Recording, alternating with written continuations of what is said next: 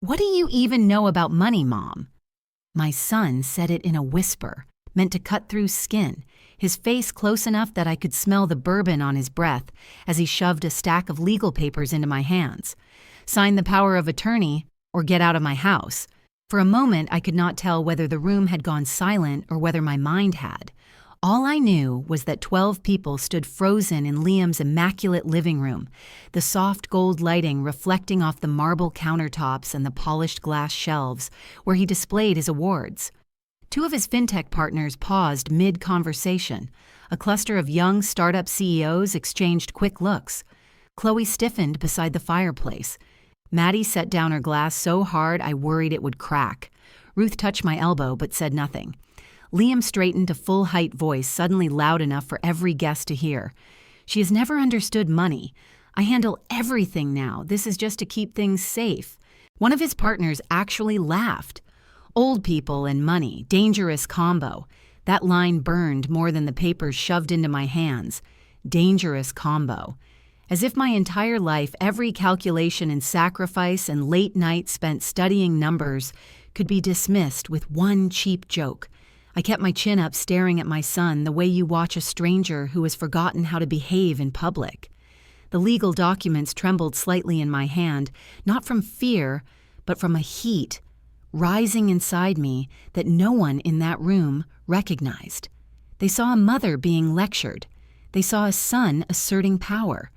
What they did not see was the part of me that had gone very still, the part that had learned long ago that humiliation tells you more about a person than honesty ever will. Dinner afterward should have softened the moment, but instead sharpened it. Liam signaled the server with a flick of his wrist. Put my mom's bill separate. She insists on paying her own way. She's old school. The server hesitated, then nodded. When the machine rejected the credit card Liam once attached to his account, he leaned back with a satisfied smile. See? What do you actually know about money, Mom? The words stung, not because they were true, but because he believed they were. He believed the story he performed for his friends, that he had climbed alone, that he had built everything, that I was a relic who should be grateful to be included. I felt 12 pairs of eyes on me, waiting for embarrassment, for apology, for retreat. Instead, I reached into my bag, unlocked my phone, and opened the banking app that Liam had never cared enough to ask about. Ada Quinn Holdings, LLC. It glowed on the screen like a quiet reminder of who I was before I ever became his mother. I tapped pay and slid the device to the server. Her eyebrows lifted slightly as the receipt printed. Paid by Ada Quinn Holdings, LLC. She looked at me with new awareness, but Liam was already turning to talk to his friends as if my existence had completed its only purpose. I stood there listening to their laughter blend with the faint hum of the wine fridge, thinking how strange it was that I once believed I could protect him from the worst parts of himself. The guests drifted out onto the patio afterward, talking about valuations and rounds and upcoming retreats, but their glances kept flicking toward me. They had seen something crack in the air, though they did not understand what. Ruth finally leaned close, whispering the question she had asked me all year. How long will you let him spit on you like this? I looked back toward the glowing house, toward my son holding court, as if nothing had happened, as if he had not just tried to seize every financial right I possessed. Tonight, he showed everyone what he thinks I know about money. Tomorrow, he will find out. We walked to the car in silence. I could feel Ruth studying me, sensing the shift she had been waiting for. The seatbelt clicked, and with it, something inside me felt final. Across town, Liam loosened his tie and dropped into the leather chair in his home office.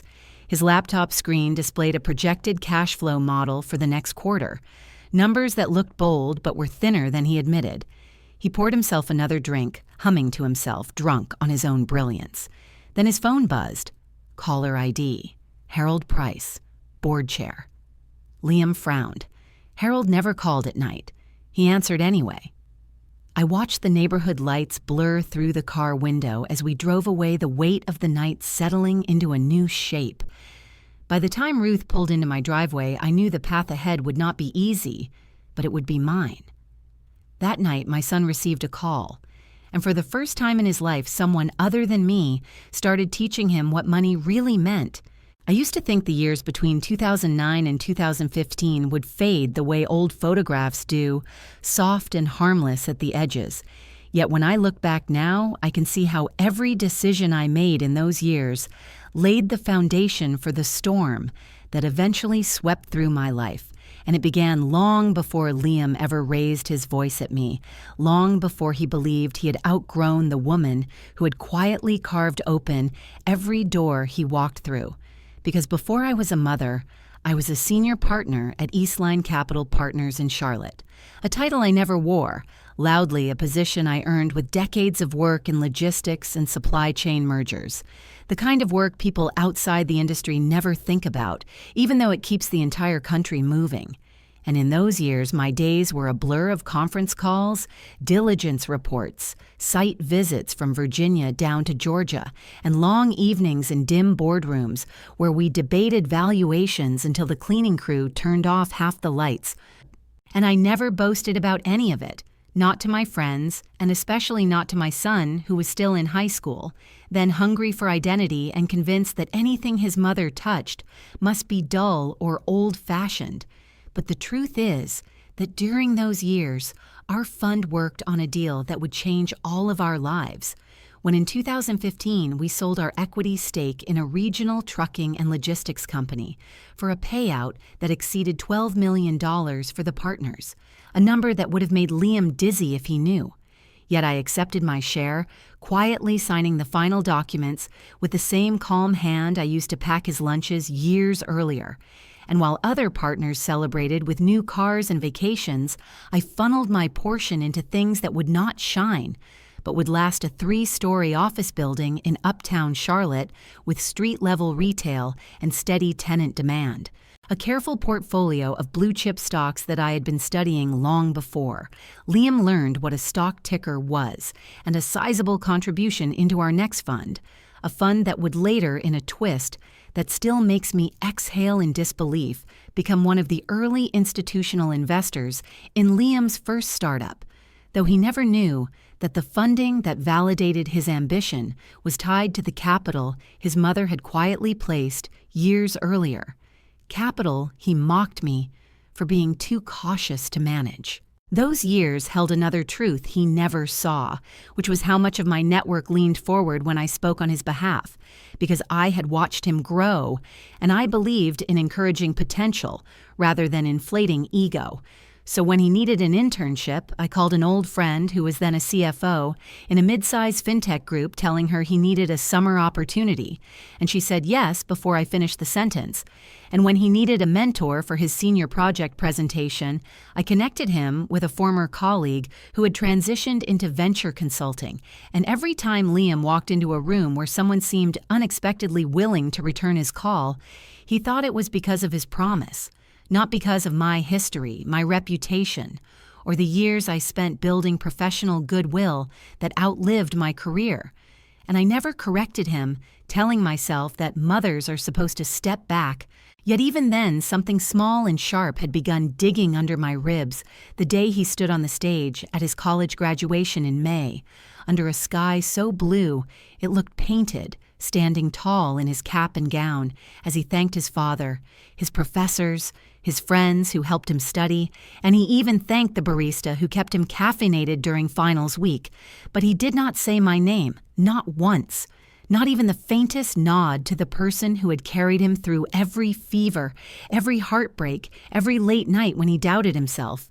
And I sat there in the crowd, pressed between proud parents, my hands clasped too tightly, telling myself he was young and self-absorbed, that this was a minor oversight, that he would grow out of it. It was in those same months that I used the last portion of my payout to purchase the Uptown building outright, registering it under the Quinn Family Trust, but retaining full control as trustee so that no one, not even family, could manipulate its ownership.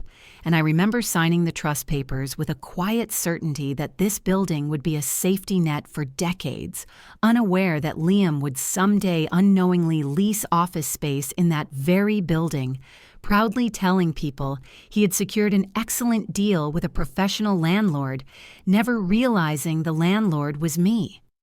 I kept that detail hidden not out of spite, but because I knew how fragile his confidence was beneath all the swagger, and I believed that a mother's job was to build quietly from the shadows while her child stepped into the light, though sometimes I wonder now whether that belief was the first step toward everything that came after. Around that time, I also made a small change that would eventually become a private moment of satisfaction, a mini revenge born not from anger but from self-preservation.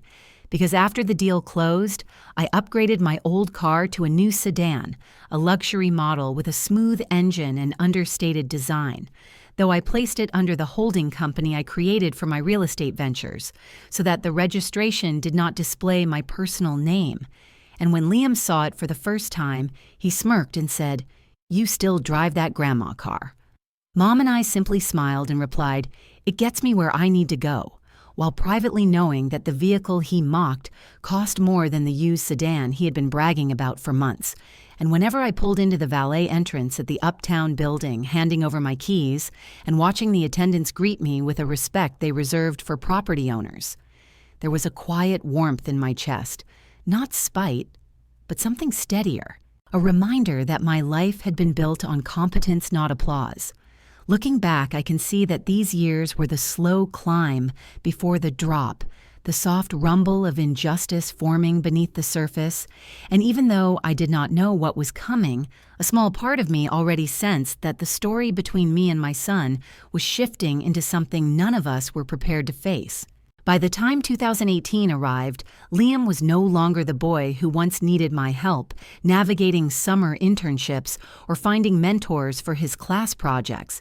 He had grown into a young man with sharp confidence and an even sharper need to be admired, and that need shimmered around him like heat on asphalt when he began raising his first seed, round which was how I found myself standing on a rooftop bar in Charlotte, one warm September evening while the city lights flickered below and his investors circled him with the easy delight of people who believe they have discovered a prodigy. And I watched him move through the crowd with a drink in hand, his laugh too loud, his smile edged with victory, as someone slapped him on the back and called him a self-made founder, a phrase that carried a sting so familiar it no longer made me flinch. I sipped my club soda and tried to blend into the background content to see him celebrated, even if the story they praised was missing half its chapters. But then a woman in a navy dress approached me smiling politely as she asked, "So you are in finance too?" And I nodded, choosing my words, with the softness of someone who has learned to step back, telling her I used to work with investments, and before she could ask anything more, Liam appeared beside us, sliding in with the confidence of someone claiming his territory, saying she is old school, she did safe stuff. I am the one actually playing in the big leagues now, and the investors laughed along as if it were a harmless joke, though the words settled inside me like a cold stone, not because he diminished my past, but because he needed to in order to elevate himself. I stayed quiet, choosing silence because I did not want to embarrass him, though the irony was that silence sometimes hurts more than any argument. And as I watched him recount stories of hustle and risk-taking, I thought about all the unseen hands that once steadied him, the introductions he never acknowledged, the doors he believed opened because of his talent. And I realized that this rooftop celebration was also a reminder that he was rewriting history with every handshake. Later in the evening, I overheard him telling a group of investors a story I had never expected him to share, so boldly laughing as he said my mom picked the wrong man once and lost a bunch in the divorce. I learned what not to do, and the group chuckled as if this confession were clever rather than cruel, as if my past pain were an amusing anecdote he could repurpose for his brand, and I held my breath for a moment, letting the hurt pass through me the way a wave rolls over sand, because arguing with him in public would only feed whatever narrative he thought he was crafting. And I knew the women in my age group who watched me that night understood exactly what it feels like when a child uses your scars as entertainment. Still, I left that rooftop celebration with a small, almost imperceptible ember of resolve forming under my ribs, and a few weeks later I found a way to stoke it into something warmer, something private, something that reminded me I had not lost myself in the story he chose to tell. It happened when Liam mentioned wanting a brief getaway with his wife to celebrate their progress with potential investors, complaining that travel was expensive during peak season. So I reached out to an old acquaintance who handled partnerships for a coastal resort, securing a complimentary voucher under the quiet agreement that my name not be mentioned. And when I handed the envelope to Liam and suggested he take a few days to rest, he glanced at me with distracted appreciation. But later that week, I saw a video he posted online showing off the resort suite, proudly telling his friends that a brand had reached out, offering him a free stay. Perks of being a founder, he said with a grin, and for the first time in a long while, I allowed myself a small smile, not bitter, but grateful, because it reminded me that even when he claimed to have built everything alone, he was still walking on the bridges I placed beneath him. And the viewers who recognized that quiet truth would feel the weight of the toxic family thread tightening in the background. That winter, he began spending more time at my house under the guise of concern for my finances, though the conversations always felt more like subtle interrogations, and he often wandered from room to room, pointing at the walls and fixtures with a mixture of dissatisfaction and calculation, telling me you are sitting on dead equity. Mom, you should sell this place. Move into a condo. Let me roll this money into something real. And I listened without interrupting, letting him pace through the living room where he had once played with toy cars, letting him gesture at the windows I had replaced after a storm years ago, letting him explain how liquidating assets could fuel growth for families who understood modern investing. And when he finally paused to take a breath, I told him some things are worth more than what they sell for, and he frowned as if I were speaking an outdated language. The truth he never suspected was that the house he judged so easily was already paid off and secured inside the Quinn Family Trust, placed there long before he understood what a trust even meant. And while he believed he could eventually convince me to surrender control, he did not realize he had no legal path to touch it at all, because I had kept every document in perfect order, not to guard it from him specifically, but because I had learned over the years that stability is not an accident. It is a strategy. As he left that afternoon, he patted the door frame carelessly and told me he would send over a proposal for how he wanted to reinvest my supposed idle assets. And I stood by the window after he drove away, watching the taillights disappear, acutely aware that this was the first real drop in our past, the moment when a son began to see his mother not as the person who had carried him through life, but as an opportunity to leverage, and without realizing it, he planted the seed of the betrayal that would one day bloom into something he could not control. The years between 2020 and 2022 unfolded with a strange mixture of stillness and upheaval as the world shifted into fear and uncertainty. Yet inside my home, the changes were quieter, more private, and far more corrosive, because Liam began visiting under the pretense of checking on me during the early months of the pandemic, arriving with groceries or updates about work, speaking with the confident tone of someone who believed his knowledge now far exceeded mine. And one evening, as we sat in my living room with the news murmuring in the background, he looked at me with that familiar mix of impatience and conviction and said, "Mom, you are too conservative with your retirement money. You need something that grows faster.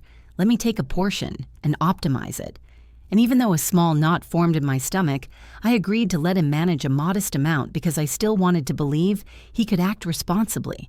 So we outlined a very clear arrangement, and he signed a promissory note for $200,000, a document I kept in my locked drawer, telling myself that boundaries and structure would protect us both. For a while, he updated me with charts and projections, speaking as if he were guiding a client rather than his own mother. But months later, when I logged into my account to review the statements, I felt the oxygen leave my chest because the numbers were no longer aligned with the agreement. And instead of the specified sum, I saw that a significantly larger portion of my retirement funds had been transferred into high-risk products that I never approved, investments I recognized from years in finance as speculative vehicles that could collapse without warning. And when I confronted him the next afternoon during a video call, he only shrugged and said, "If you understood markets, you would thank me." The arrogance in his voice cutting through any illusion I still held about his intentions.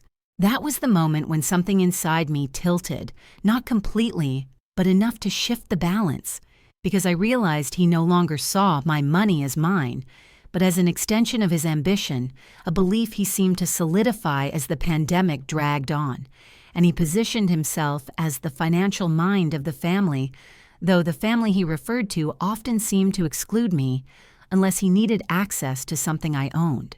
The real fracture came months later when I decided to review the 5 through 29 college fund for my granddaughter Maddie, a habit I developed long ago just to ensure everything was on track, and when I opened the account, my hand trembled because $25,000 had been withdrawn without any notice, and the pit that formed in my stomach spread through me like a slow, suffocating tide.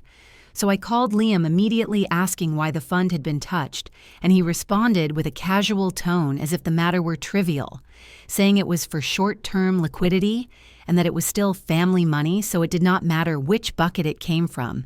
And for the first time, I felt real anger rising inside me.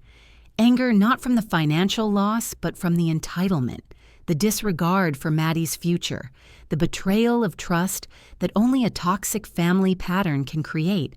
And I knew that women my age who watched this moment would feel the same cold sting of recognition because it taps directly into the heartbreak of being used by the very child you once protected. Still, the worst revelation of that period arrived on a day when my phone rang and a calm bank officer introduced herself asking politely if I was comfortable with my name being referenced for a corporate credit line application that Liam's company had submitted. And although she phrased the question delicately, I heard the truth beneath her words that Liam had used my name, my reputation, and the credibility I spent decades building as soft collateral for the loan offering up my history in finance as reassurance without ever telling me. And as I listened, I felt a deep chill spread through my spine because it was the clearest proof yet that he saw me not as a person, but as leverage, a resource he could dip into whenever convenient. After that call, I sat at my desk for a long time, staring at the framed photographs of him as a child, wondering when exactly the line between care and exploitation had blurred. And I realized that if I did not reclaim control now, I would lose more than money. I would lose myself. So I scheduled a meeting with the bank and walked into that building with a sense of determination that felt both foreign and familiar, telling them I wanted Liam removed from access to several long-standing accounts, restoring sole authorization to myself, and placing extra verification protocols that only I could answer. It was a simple change on paper, yet it felt like the first real act of resistance I had made in years, a quiet but decisive step toward reclaiming the power he assumed I no longer possessed. When Liam later tried to log into one of those accounts and saw the message indicating he was no longer authorized, he called me in open frustration, his voice sharp and accusatory as he asked if I had mistakenly changed something, suggesting perhaps I was mixing up passwords, implying my memory was slipping. And I listened silently while he tried to recast the situation as a misunderstanding rather than a deliberate boundary.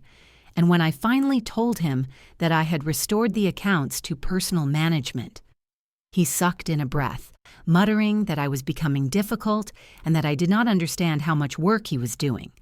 But I did not let his words shake me this time, because beneath the tension, I sensed something new. A tiny flicker of fear in him, a realization that he no longer had unrestricted access to the one resource he had grown far too comfortable using. And even though this was only the beginning of my quiet shift in control, it marked the first meaningful turn in a story that had spun too far in his favor for too long. Early 2023 arrived with a cold that felt deeper than winter itself, a heaviness that settled over my house long before I understood why. And one quiet morning, as I sat at the kitchen table drinking coffee that had already gone lukewarm, my phone rang with the familiar name of a colleague I had not spoken to in months, a woman who had once handled legal matters for our fund and who knew my professional habits better than most. And the moment I answered, I heard an unease in her voice as she said, "Ada, I am calling because your name appeared in an inquiry for financial guardianship, and it did not come from you." And for a few seconds, the world seemed to tilt, not violently, but with the sickening, slow sway of something sliding out of place. And I asked her to forward the details, while my mind raced through possibilities, yet a part of me already knew the truth before I allowed myself to say it aloud. When the email arrived and I read through the language, it became painfully clear that someone was attempting to gather information about whether I met the criteria for diminished financial capacity, an inquiry that only made sense if the person initiating it hoped to assume control over my assets. And as I stared at the screen, I felt a numbness wash over me, because this was not clumsy meddling or misguided worry. This was calculated, deliberate. The kind of step taken by someone who wanted legal authority over another person's estate. I opened my laptop and searched through months of messages from Liam, reading through the lines that once seemed like harmless frustrations, but now showed their true colors, comments, where he wrote, "Once I have control, I will clean up her mess," or "She panics over small numbers," or "She needs someone to keep things straight before she loses track." And each line pierced a different part of me, each sentence stacking on top of the last until the weight became almost unbearable. And I realized these were not slips of impatience, but early drafts of a narrative he was building about me. A toxic family pattern repeating itself in a new generation. A quiet betrayal that cut deeper than any argument could.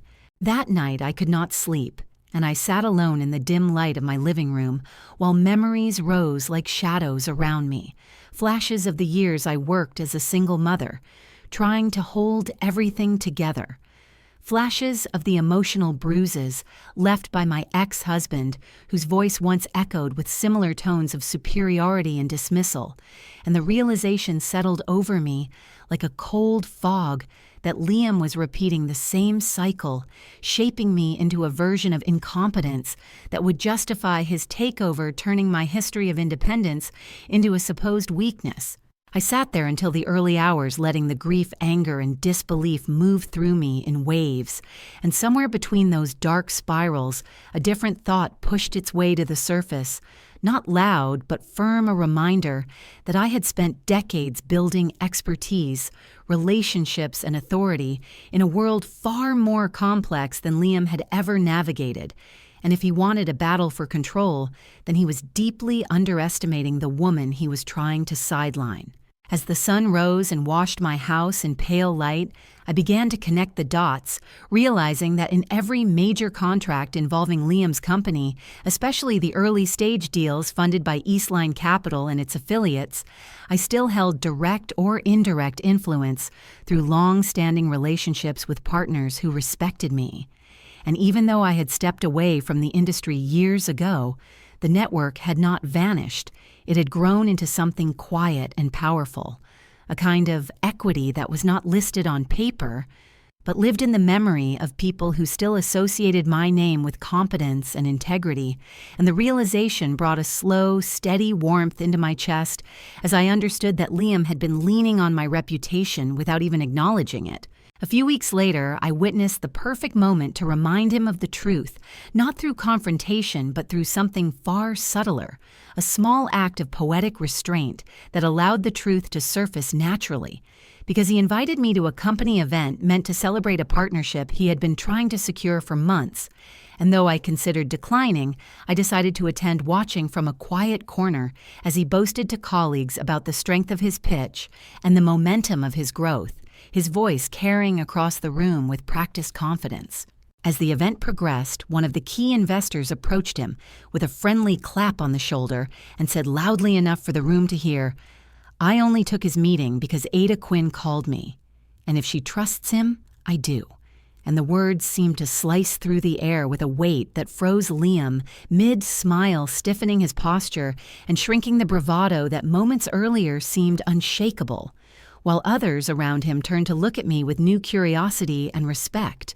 I simply offered a small, polite smile, giving nothing more, because the most effective form of revenge is often the one that requires no explanation, the kind that reveals truth not through anger, but through the undeniable alignment of facts. And as Liam stood there swallowing his shock, I understood that this was only the beginning, the first crack in the structure of control he thought he had built around me. And while he tried to regain his composure, I remained silent, allowing the moment to settle into him, allowing him to feel the karmic weight of family betrayal, turning back toward its source. Because the quiet shift in power had begun, and for the first time in years, I felt the ground beneath my feet steadying. By mid-2023, the air around me felt different, not lighter exactly, but sharpened into a clarity I had not allowed myself in years. And after the corporate event where Liam's facade had cracked, I knew it was time to stop lingering in the shadows of hesitation. So when I reached out to Mark Ellison, I did so with both resolve and the quiet desperation of someone who finally admits the truth they have tried to ignore. Mark had once been our general counsel during my years at Eastline, a man with a sharp mind and an unwavering memory for the people who had treated him decently on the climb up, and he had always said he owed me for guiding him through a messy governance issue early in his career. So when I called asking for a private meeting, he told me to come by his office the next morning. I arrived with a heavy tote bag filled with documents that felt like both evidence and confession, carrying the promissory note Liam signed for the $200,000, the printout of the unauthorized withdrawals from the 529 fund copies of the trust documents, screenshots of his emails implying I was incompetent, and the bank logs showing the high-risk transactions he had made behind my back. And as I placed them one by one on the table between us, Mark removed his glasses and leaned forward with the kind of quiet attention that makes a person feel both exposed and protected. I explained everything in one long, unbroken flow, every detail I had held inside every moment that sharpened into hurt, every financial violation that I had brushed aside as misguided effort. And when I finally stopped speaking, I felt a strange emptiness like a room after furniture has been moved out. Mark picked up the promissory note first, then the college fund statements, shaking his head slowly while he organized the pages into a neat line, and as he reviewed them, he began outlining the legal implications in a calm, even tone, explaining that allowing Liam ongoing access to my accounts created unnecessary risk for me, that the trust structure gave me full authority. He could not override that any move toward financial guardianship without legitimate cause was deeply improper, and that if I did not intervene soon, the situation could escalate into something far more damaging. He looked at me with a softness I had not expected and said, "This is not just a toxic family story. Ada, this is financial abuse. You are allowed to say no." And hearing those words spoken aloud felt like a key turning in a locked door, because for the first time, someone named the truth I had been unwilling to see, naming it without judgment, naming it as something real and unacceptable. He recommended a series of steps to protect myself, steps that felt both frightening and liberating. And as he slid the documents toward me with a pen resting on top, he said, "You have every right to reclaim control. This is not betrayal.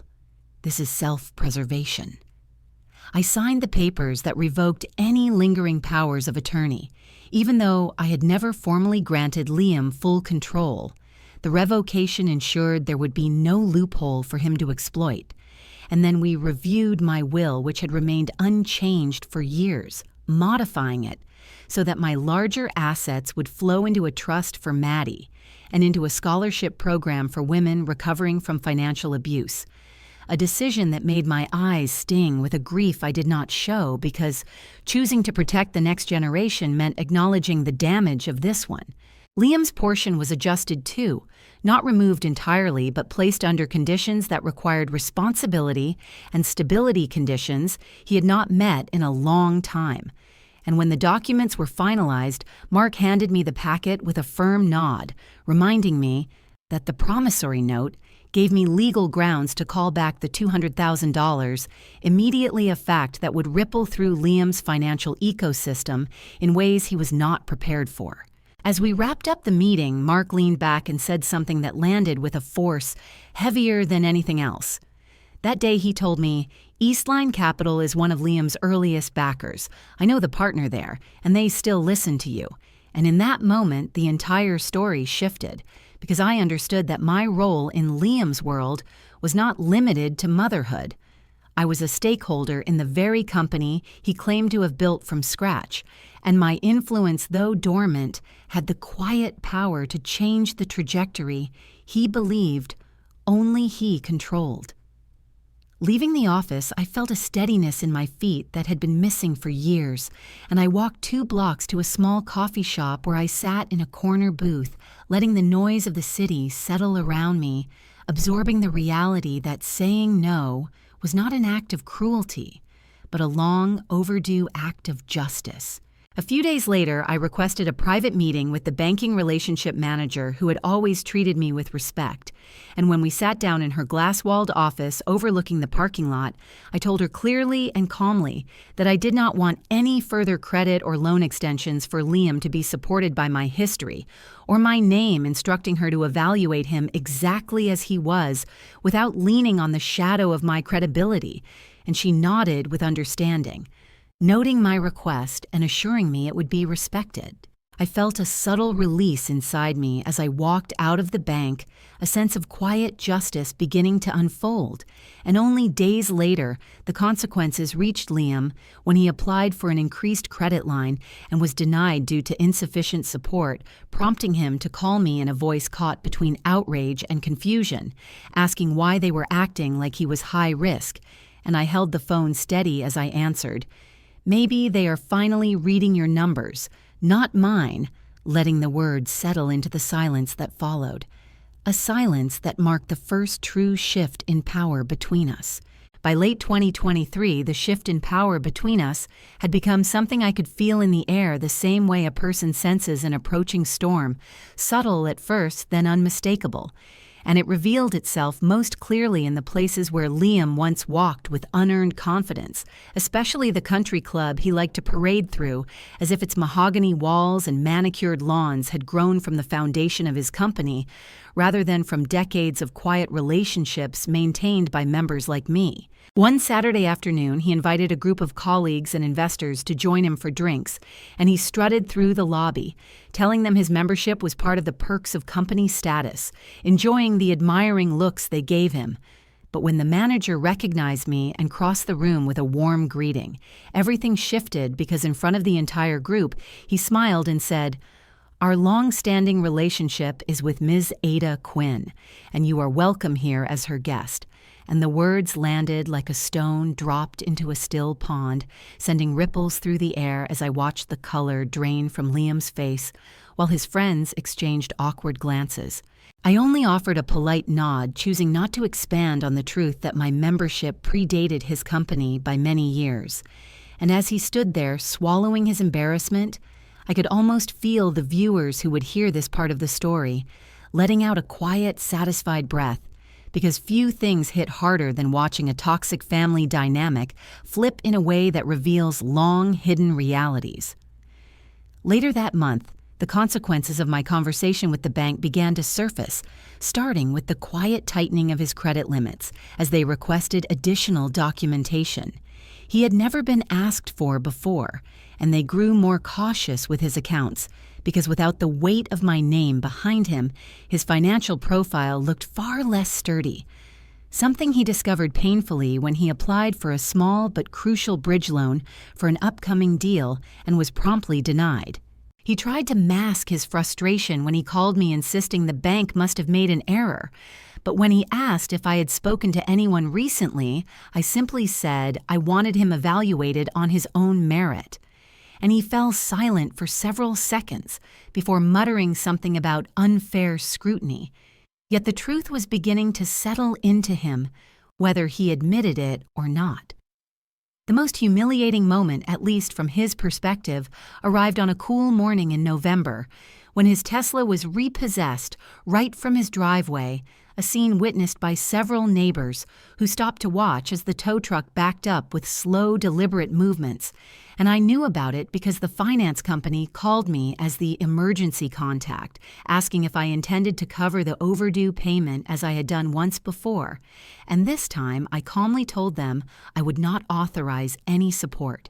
I imagined Liam standing in his front yard as the tow truck hooked the car and lifted it inch by inch, imagined his panic as he dialed my number and demanded to know why I had not reassured them of his reliability, and when he shouted, "Why did you not tell them I am good for it?" I answered with a steady voice, "You said you did everything on your own, and I am finally giving you that chance." And the silence that followed told me everything about how deeply the reality cut him.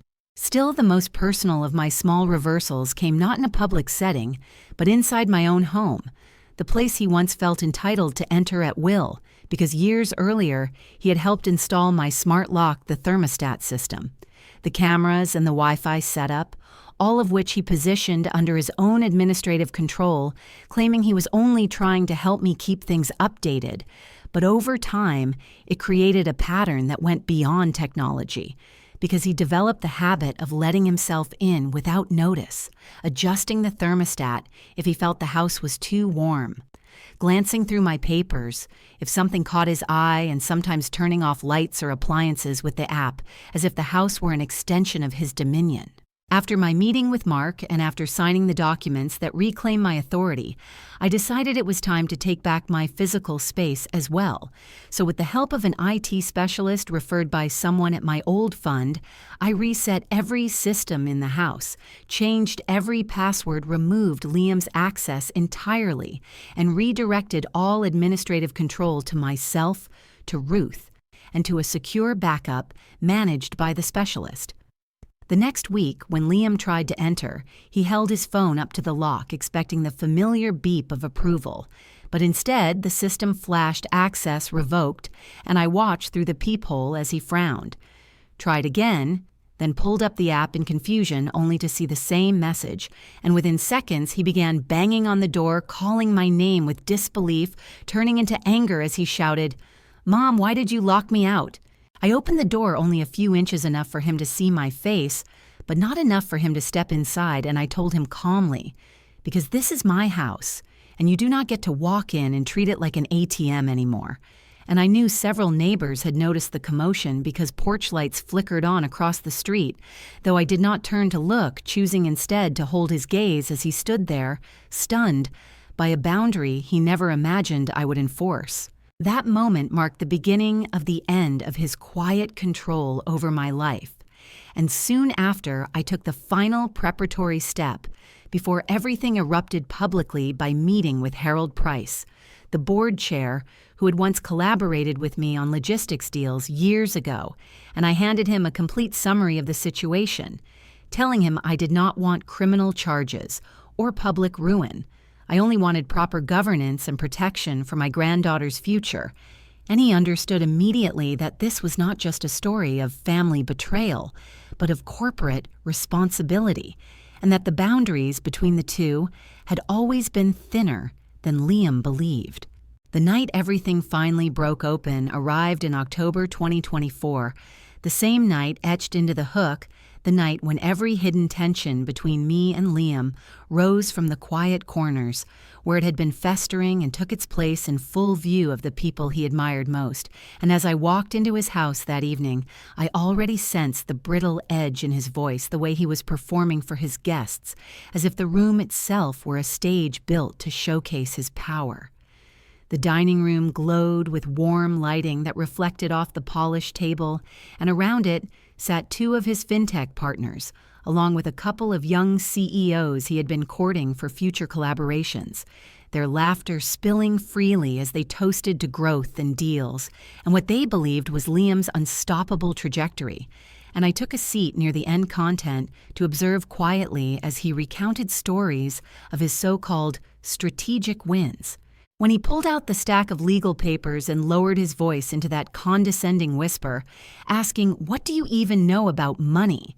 Mom signed the power of attorney, or get out the humiliation, hit me in waves darker and sharper than the ones I had endured on that rooftop bar years before, but I kept my breathing steady, lifting my head slowly as the room fell into a heavy hush, broken only by the clinking of silverware resting on plates. One of his partners gave a short, awkward laugh as if unsure whether this was a joke, and another muttered something about older people struggling with finances. But I placed the papers on the table gently and said no, in a tone so calm it cut straight through the tension, and that single word shifted the atmosphere completely, because I had never said it to him in public before, never directly pierced the illusion he maintained about being the one in control. His jaw tightened, and I watched the frustration rise behind his eyes, the need to reassert dominance. And minutes later, he found the perfect avenue when the server came to collect payment for the meal, because he leaned back lazily in his chair and told her, "Put my mother's bill separate. She insists on paying her own way. She is old school, speaking loudly enough for everyone to hear." The server ran my card, the old supplementary card he had issued me years ago. And when the machine displayed inactive, a flush of heat crawled up my neck, but I did not let it reach my expression. And Liam smirked, saying, "See, what do you actually know about money, Mom?" as if the decline were proof of incompetence rather than his own petty punishment. I reached calmly into my purse and took out the black card linked to Ada Quinn Holdings, LLC, tapping it against the reader, watching the server look surprised as the screen flashed paid by Ada Quinn Holdings. And though Liam pretended not to notice the shift that rippled across the table, his silence betrayed him. While he was basking in the attention of his guests, unaware of the quiet storm he had set in motion, Harold Price was already reviewing the packet I had given him days earlier, the documents neatly arranged in chronological order, showing every financial violation Liam had committed, and by the time the final toast was raised at the dinner, Harold had initiated an emergency board meeting for later that night. When the guests finally left and Liam retreated to his office to pour himself another drink, loosening his tie with the smug ease of a man who believed he had demonstrated his authority, his phone buzzed with the notification for the board call, and he answered without hesitation, expecting routine updates, not realizing he was stepping into a reckoning. I sat in the car outside with Ruth, the soft glow from the street lamp illuminating the anxiety she tried to hide, and through the window we could see the light from his office flickering as faces appeared on his laptop screen. Harold began the meeting with a tone that held no warmth, joined by Jasmine, the CFO, and the corporate counsel. Their expressions serious, and he opened by saying, "We have documentation from Ms. Ada Quinn, and we need honest answers." I could almost picture the way Liam must have blinked confused by the mention of my name in a corporate setting he believed belonged entirely to him, and the questions came in deliberate succession, each one carving deeper into the narrative he had constructed about himself. They asked why the $200,000 loan had never been properly recorded, why $25,000 had been removed from the 529 fund without authorization, why my name had been referenced in collateral discussions without my consent, and why certain governance practices appeared to be compromised. I imagined the stiffening of his shoulders, the tightening of his throat, the shift from arrogance to defensiveness as he tried to explain away decisions he once believed no one but me would ever see. And though I could not hear the words inside that room, I could feel the unraveling the moment when my once invisible role in his success emerged not as a crutch to lean on, but as a witness to every misstep he had taken. It was poetic in a way, watching the consequences circle back from places he thought were firmly under his control. And the irony was that the very network he dismissed as outdated was now holding him accountable with a precision he never anticipated. While he stuttered through half-formed explanations, Harold reminded him that investor trust relied on transparency, that mismanagement of family assets created legal exposure, that concealing financial behavior from stakeholders was unacceptable, and beneath those statements lived another truth, one he understood fully only in that moment, that the story of his rise had never been a solo climb, and the people who once quietly supported him were no longer willing to cover the cracks he created. As the call dragged late into the night, I sat quietly in my car watching the lights from his window shift as he paced, realizing with a mixture of sorrow and vindication that this was the inevitable turn, the conflict justice demanded. And for the first time in years, I felt the weight of revenge, emotional lift slightly from my chest as the truth began doing what I no longer needed to say aloud. The week that followed the board call felt strangely quiet from my vantage point, as though the world had paused to watch the consequences settle around Liam. But inside his company, the silence cracked open into something far more chaotic, because the board moved quickly, faster than he ever expected, commissioning an independent audit that began almost immediately and sending teams of analysts into his financial records with the cold precision of people who owed him nothing. I imagined their arrival in the office laptops, opening questions asked in clipped tones, documents requested with no room for excuses. And though I was not there, I had spent enough years overseeing similar processes at Eastline to know how quickly the air in a room could shift when professionals start examining numbers that do not align with the narrative a founder has been selling. Within days, the auditors began identifying inconsistencies, not enough to reach criminal embezzlement, but enough to establish a pattern of serious governance breaches, and the board received their first preliminary report. Only a few days later, a report that turned whispered concerns into undeniable facts, and when they met again to vote on the next steps, the outcome was both predictable and devastating. They decided Liam would be removed as CEO effective. Immediately, his equity would be locked until further notice, and his salary would be reduced dramatically while he transitioned into a restricted advisory role if the board deemed him useful, though the tone in their minutes suggested they were not optimistic about that. I pictured him sitting in that conference room with his face tightening as each decision was read aloud, the way his breath must have caught, when he realized he had lost the title he believed defined him, and I could imagine the hollow ache settling in his chest as the board who once praised him now held him at a distance, treating him not as a visionary, but as a liability. The fallout spread quickly beyond the boardroom because several investors caught wind of the findings and began quietly pulling back funds, not abruptly enough to collapse the company, but enough to create pressure in all the fragile places. And within another week, the valuation that Liam had bragged about for months dropped sharply as industry analysts began to ask questions about founder credibility and oversight failures.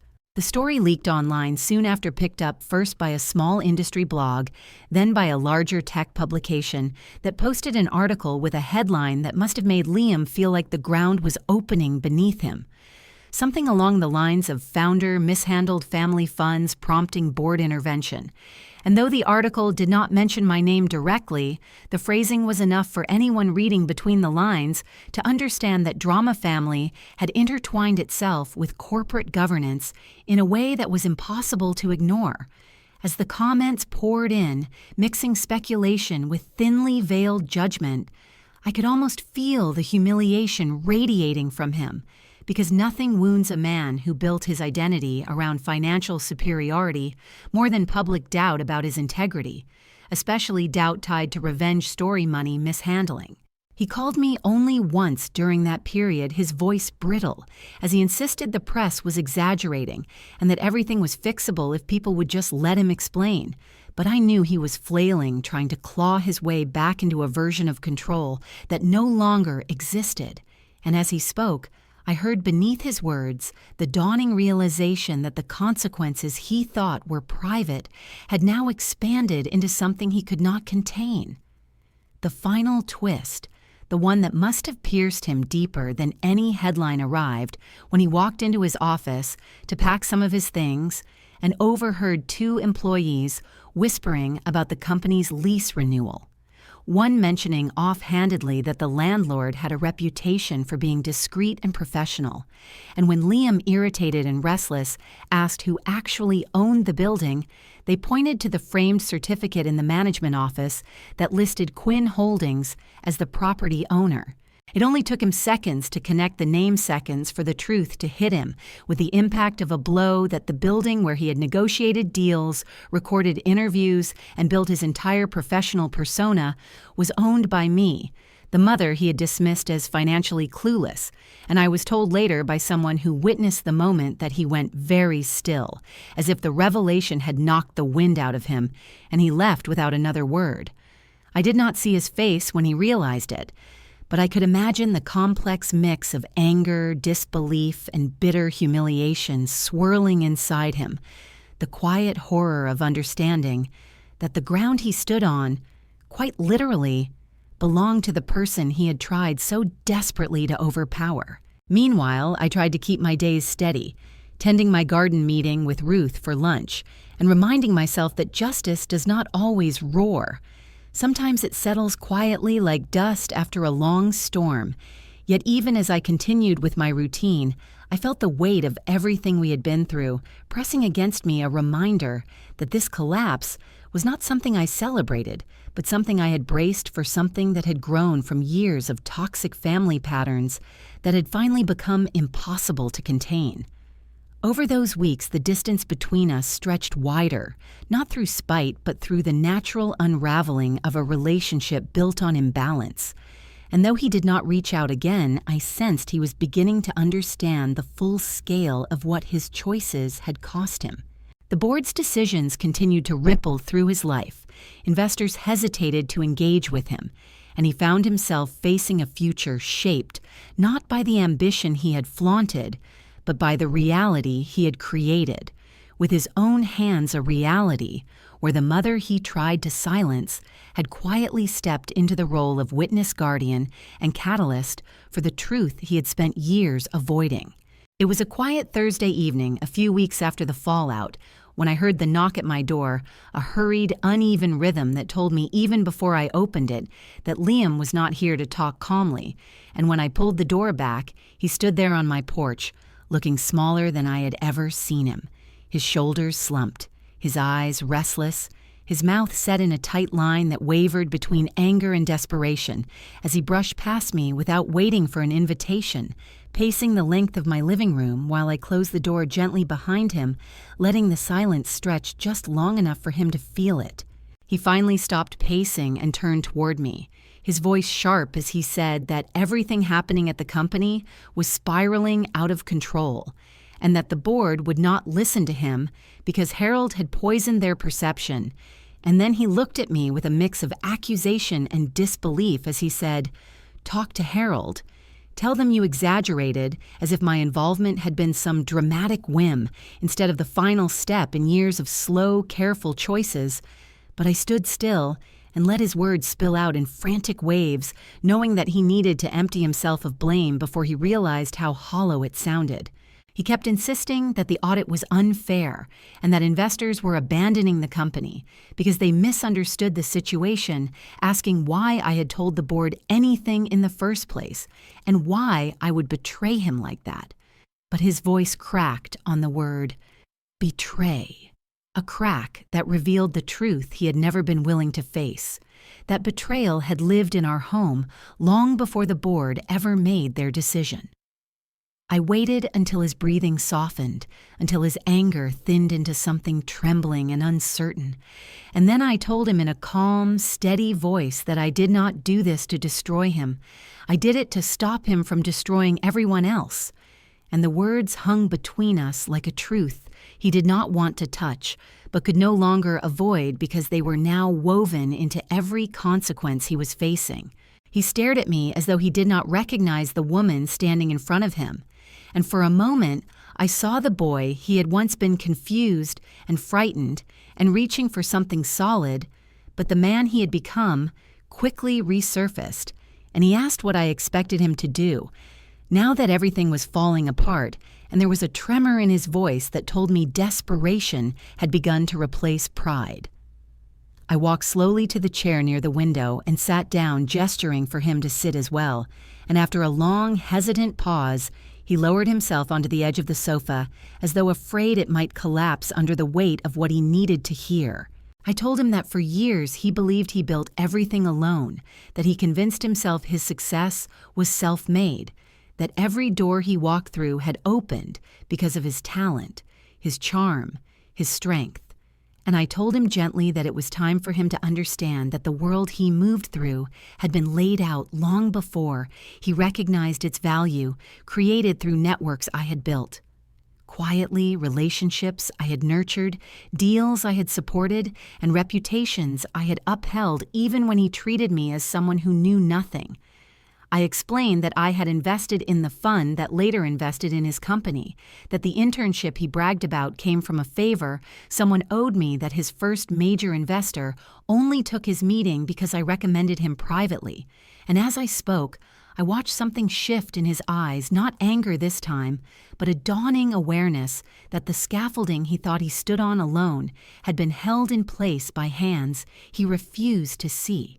He whispered that he never asked for help, and I replied that he never had to because I gave it freely as a mother who wanted her child to succeed, but help becomes harm when it allows a person to walk through life blind to the consequences they create, and that blindness had led him here.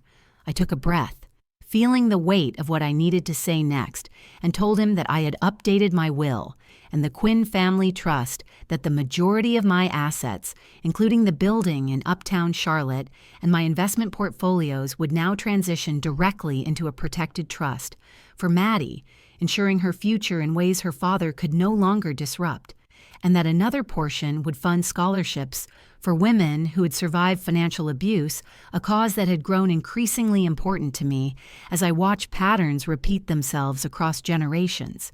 Liam stared at me in stunned silence as I told him that he would still receive something, a small conditional share that required him to complete financial counseling and maintain stable income for several years before any distribution would be allowed.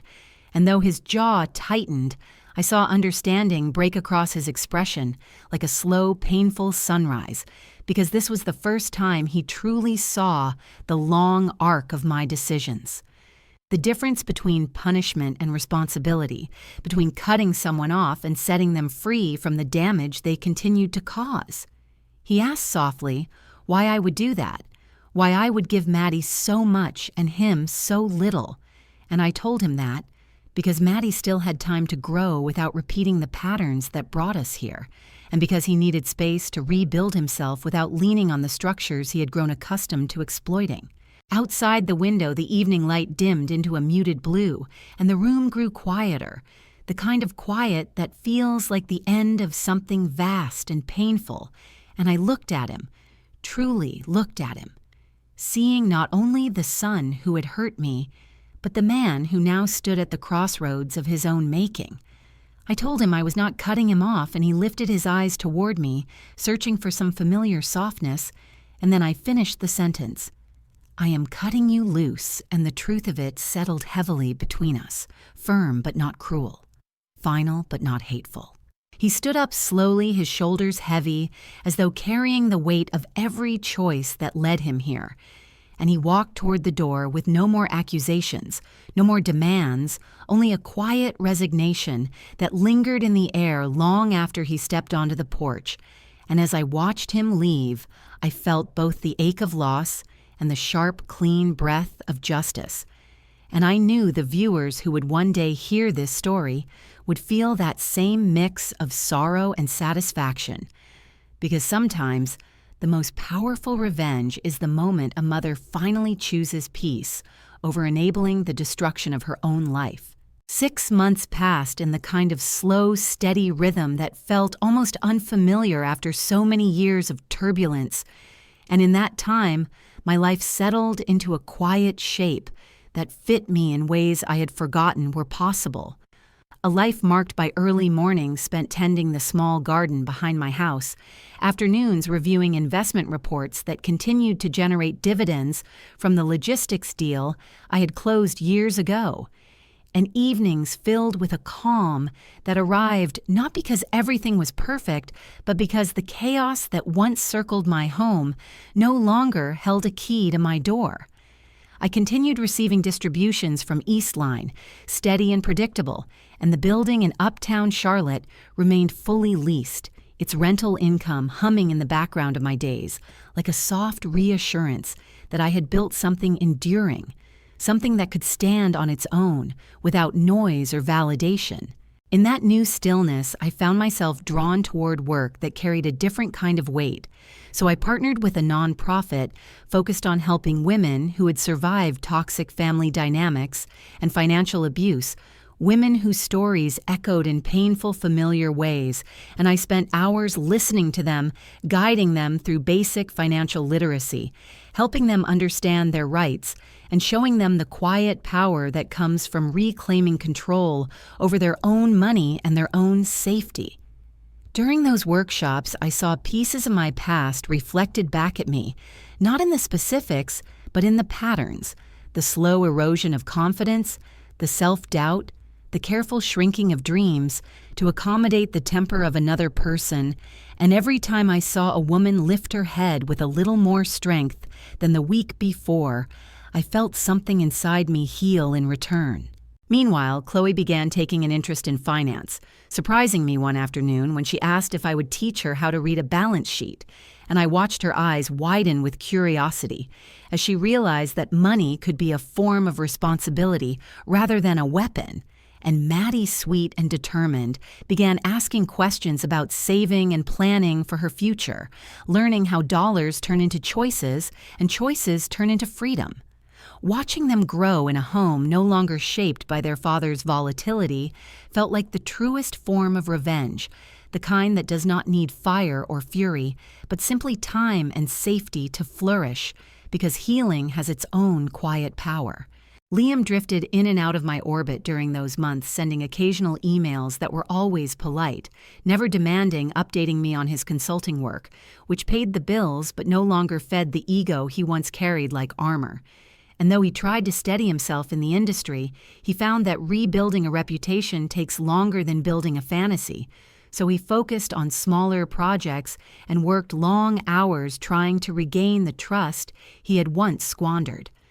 I responded to most of his messages with a few calm lines, nothing cold, nothing overly warm, just the balanced courtesy of someone who wished him well, without offering herself as his anchor.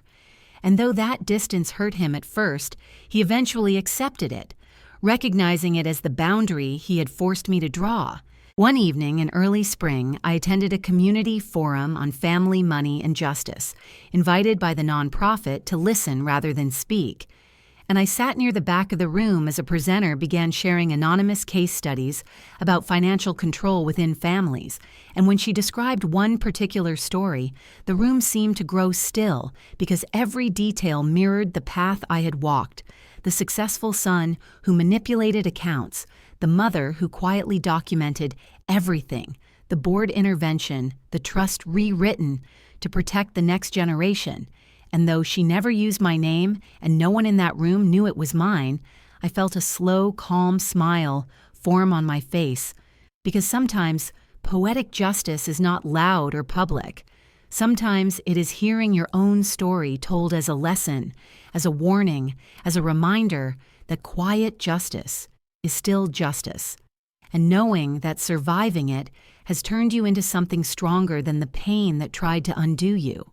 After the event, I walked outside into the cool evening air and felt a sense of closure settle around me. Not the sharp triumph people expect in revenge tales, but a deeper, gentler truth. The kind that arrives when you realize you did not win by defeating someone else, you won by reclaiming yourself. In the months that followed, I continued my life with a steady gratitude, embracing the emotional resilience I had earned through every painful turn. Recognizing the dignity over money that guided my choices, and understanding that my journey was not about punishing Liam, but about standing up for myself, protecting the people who depended on me, and choosing truth and closure over silence and surrender.